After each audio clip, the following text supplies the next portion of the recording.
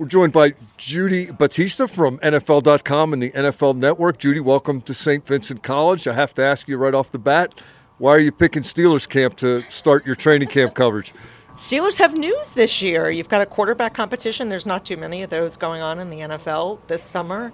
And considering what this franchise is, that it's all about stability, and after 18 years of Ben Roethlisberger, to have a quarterback competition here is pretty big news.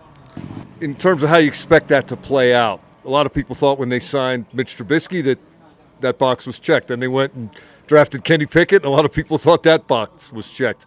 Who's going to be the guy?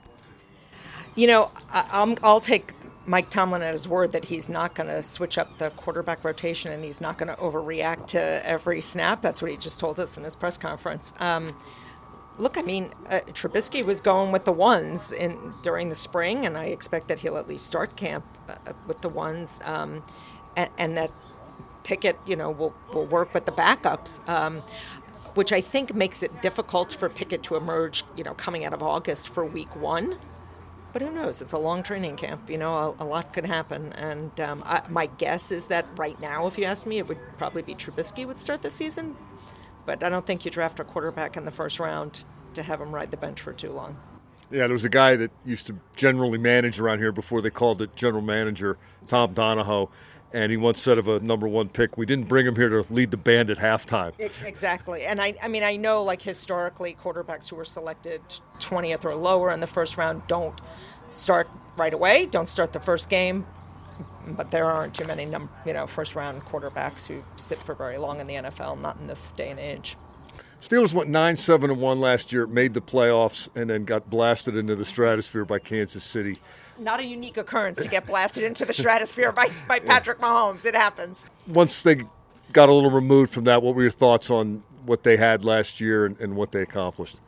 Listen, I think the fact that they made the playoffs last year is something that is worth applauding. I mean, Ben was limping to the finish there, almost literally limping to the finish. And, we know that the defense was struggling with the running game, with the run defense. So I think that that they made the playoffs is worth something and tells you an awful lot about how well coached the team is and that they can figure out ways to win. I mean, obviously, Najee Harris had an enormous role last year. I'm not sure they would like him to have that kind of enormous role every year, but that they found a way to piece it together and get into the playoffs is worth commending.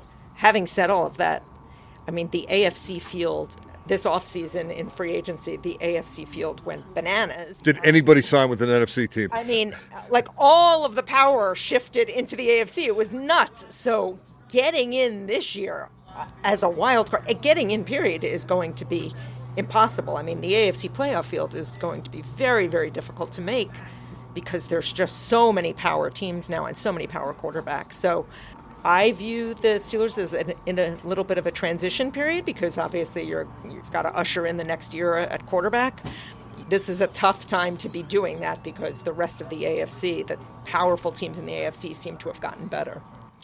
You mentioned well coached a moment ago. Mike Tomlin's never had a losing season here. He's won a Super Bowl. Amazing. If you mention well coached to some people in this area, they might argue. If you mention well coached to some other people, they might fight you. What is the national perception of Mike Tomlin in terms of where he ranks among his peers and his staying power despite not having won a playoff game in 5 years? Listen, this is all I will tell you, and it's something we say every year at around the time that the season is coming to end and we start thinking about coaches who might get fired.